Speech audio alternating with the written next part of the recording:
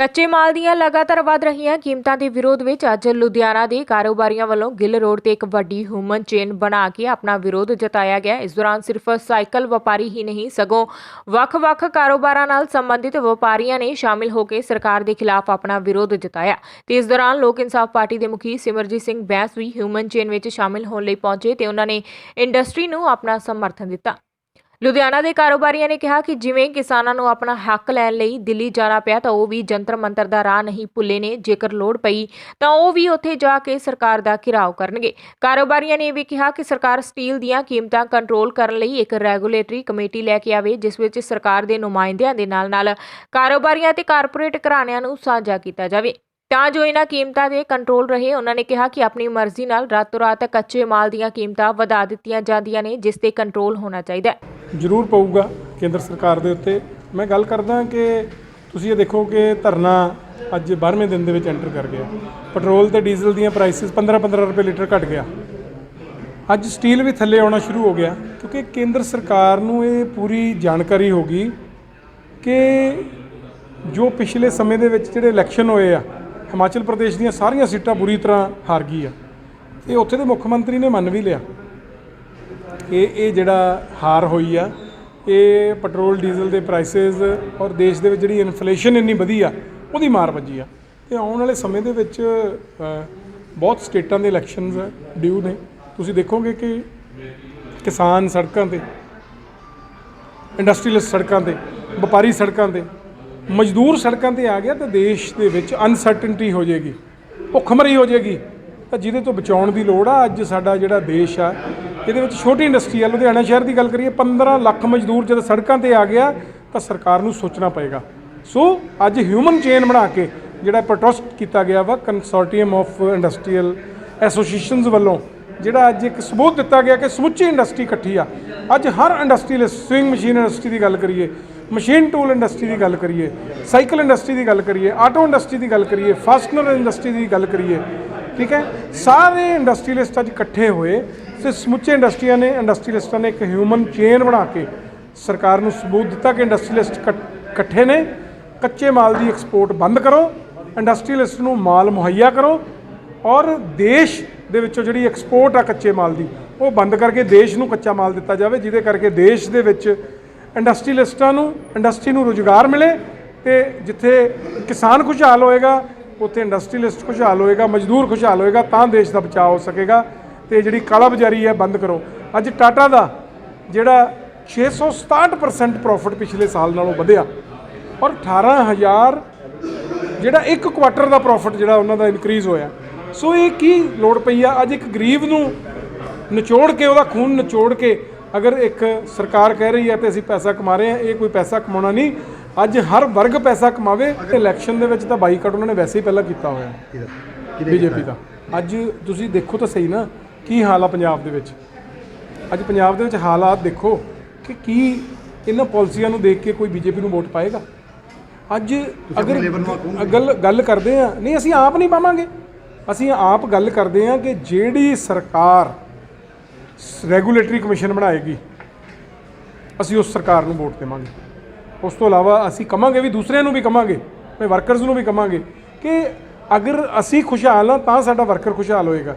ਜੇ ਅਸੀਂ ਖੁਸ਼ਹਾਲ ਨਹੀਂ ਹੋਵਾਂਗੇ ਤਾਂ ਵਰਕਰ ਖੁਸ਼ਹਾਲ ਨਹੀਂ ਹੋ ਸਕਦਾ। ਸੋ ਅਸੀਂ ਇੱਕੋ ਗੱਲ ਕਹਿੰਦੇ ਹਾਂ, ਅਸੀਂ ਆਪ ਵੀ ਕਹਾਂਗੇ, ਉਹਨਾਂ ਨੂੰ ਵੀ ਪ੍ਰੇਰਿਤ ਕਰਾਂਗੇ ਕਿ ਉਹ ਸਰਕਾਰ ਲਿਆਓ ਜਿਹੜੀ ਤੁਹਾਨੂੰ ਖੁਸ਼ਹਾਲ ਰੱਖ ਸਕੇ। ਅੱਜ ਕਿਸਾਨ ਰੁਲ ਰਿਹਾ, ਇੰਡਸਟਰੀਅਲਿਸਟ ਰੁਲ ਰਿਹਾ, ਹਰ ਵਰਗ ਰੁਲ ਰਿਹਾ ਤੇ ਹਰ ਵਰਗ 'ਤੇ ਕੰਟਰੋਲ ਕਰਨਾ ਪਏਗਾ। ਇਸ ਕਰਕੇ ਸਰਕਾਰ ਨੂੰ ਬੇਨਤੀ ਹੈ ਕਿ ਇੰਡਸਟਰੀਅਲਿਸਟਾਂ ਦੀ ਸਾਰ ਲਓ। ਇੰਡਸਟਰੀਅਲਿਸਟ ਤੁਹਾਨੂੰ ਬਹੁਤ ਵੱਡੇ ਰੂਪ ਦੇ ਵਿੱਚ ਟੈਕਸ ਦਿੰਦੇ ਆ। ਉਹ ਅੱਜ 13 ਦਿਨ ਹੋ ਗਏ। ਈਵਨ ਫੈਸਟੀਵਲ ਵੀ ਸਾਰੇ ਅਸੀਂ ਇੱਥੇ ਮਨਾਇਆ।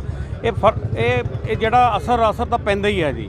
ਗਵਰਨਮੈਂਟ ਦੇ ਬਹੁਤ ਸਾਨੂੰ ਫੋਨ ਆਉਣ ਲੱਗ ਗਏ ਆ। ਉਹ ਉਹਨਾਂ ਨੇ ਕਿਹਾ ਵੀ ਸਾਡੇ ਨਾਲ ਤੁਸੀਂ ਗੱਲਬਾਤ ਕਰ ਲਓ, ਅਗਰ ਤੁਹਾਡੇ ਕੋਈ ਪ੍ਰੋਬਲਮ ਅਸੀਂ ਸੋਲਵ ਕਰਾ ਦਿੰਦੇ ਹਾਂ। ਸੋ ਅੱਜ ਜਿਹੜੀ ਸਾਡੀ ਹਿਊਮਨ ਚੇਨ ਤੁਸੀਂ ਦੇਖੋ ਵੀ ਕਿੱਡਾ ਸਾਰੀਆਂ ਇੰਡਸਟਰੀਆਂ, ਸਾਰੀਆਂ ਐਸੋਸੀਏਸ਼ਨ ਦੇ ਪ੍ਰਧਾਨ ਸੈਕਟਰੀ ਸਾਰੇ ਇੱਥੇ ਆਏ ਆ ਔਰ ਮੈਨੂੰ ਪੂਰੀ ਉਮੀਦ ਆ ਵੀ ਸ਼ਾਇਦ ਅੱਜ ਸਾਡੀ ਗੱਲਬਾਤ ਬੀਜੇਪੀ ਗਵਰਨਮੈਂਟ ਦੇ ਨਾਲ, ਸੈਂਟਰ ਦੇ ਨਾਲ ਹੋ ਜਾਵੇ ਕਿਉਂਕਿ ਉਮੀਦ ਤੇ ਦੁਨੀਆ ਕਾਇਮ ਆ।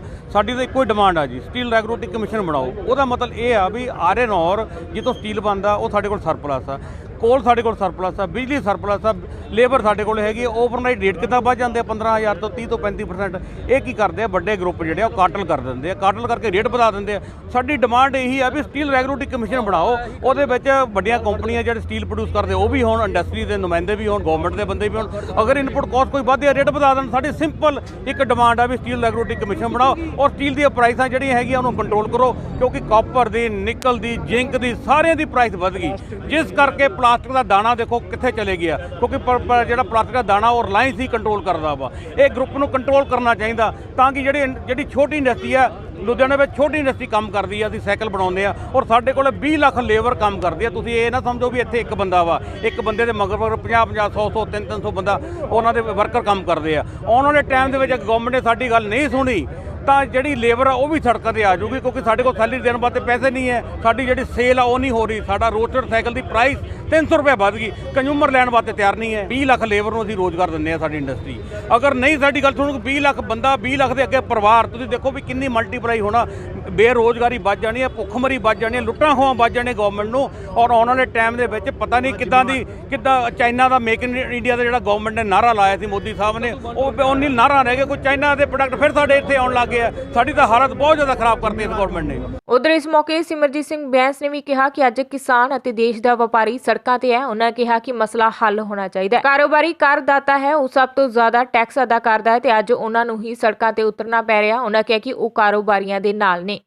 ਦੇਸ਼ ਦਾ ਤੇ ਸਾਡੇ ਸਟੇਟ ਦਾ ਕਰਦਾਤਾ ਸਭ ਤੋਂ ਵੱਡਾ ਰੈਵਨਿਊ ਕੌਣ ਦਿੰਦਾ, ਉਹ ਆ ਵਪਾਰੀ ਤੇ ਇੰਡਸਟਰੀਅਲਿਸਟ। ਮੈਂ ਬੀਇੰਗ ਇੰਡਸਟਰੀਅਲਿਸਟ ਜਿਸ ਤਨ ਲੱਗ ਗਿਆ ਸੋਈ ਜਾਣਾ, ਮੈਨੂੰ ਪਤਾ ਕਿ ਦਿੱਕਤਾਂ ਤੇ ਪਰੇਸ਼ਾਨੀਆਂ ਕੀ ਨੇ।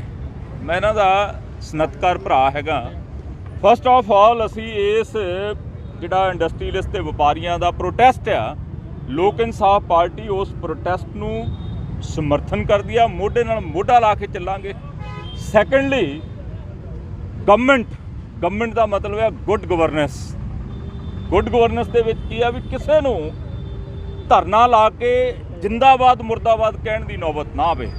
ਸੜਕਾਂ ਦੇ ਉੱਤੇ ਕੜਕਦੀ ਸਰਦੀ ਦੇ ਵਿੱਚ ਤੇ ਕੜਕਦੀ ਗਰਮੀ ਦੇ ਅੰਦਰ, ਧੁੱਪ ਦੇ ਅੰਦਰ ਬੈਠਣਾ ਨਾ ਪਵੇ। ਅੱਜ ਦੁੱਖ ਤੇ ਅਫਸੋਸ ਆ ਕਿ ਸਰਕਾਰ ਗਵਰਨਮੈਂਟ ਮਤਲਬ ਗੁੱਡ ਗਵਰਨੈਂਸ ਅੱਜ ਫੇਲ ਆ ਬੁਰੀ ਤਰ੍ਹਾਂ।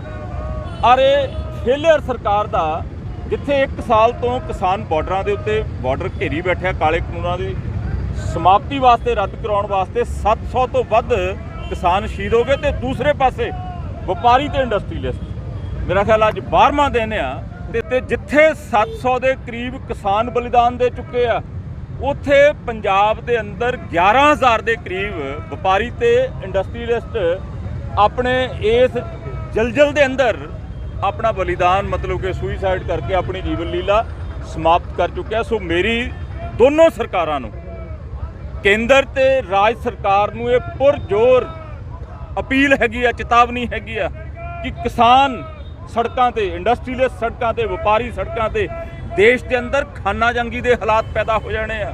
ਸੋ ਇਹਨਾਂ ਦੀਆਂ ਮੰਗਾਂ ਤੁਰੰਤ ਪ੍ਰਵਾਨ ਕੀਤੀਆਂ ਜਾਣ ਤਾਂ ਜੋ ਇੰਡਸਟਰੀਅਲਿਸਟ ਜਿਹੜੇ ਸਹੀ ਮਾਨਿਆਂ ਦੇ ਵਿੱਚ ਪਲੇਸਮੈਂਟ ਦਿੰਦੇ ਆ, ਸਰਕਾਰ ਹਰ ਘਰ ਨੌਕਰੀ ਨਹੀਂ, ਘਰੇ ਘਰੇ ਨੌਕਰੀ, ਘਰ ਘਰ ਨੌਕਰੀ ਦਾ ਨਾਰਾ ਜਿਹੜਾ ਉਹ ਫੇਲ ਆ, ਘਰੇ ਘਰੇ ਨੌਕਰੀ।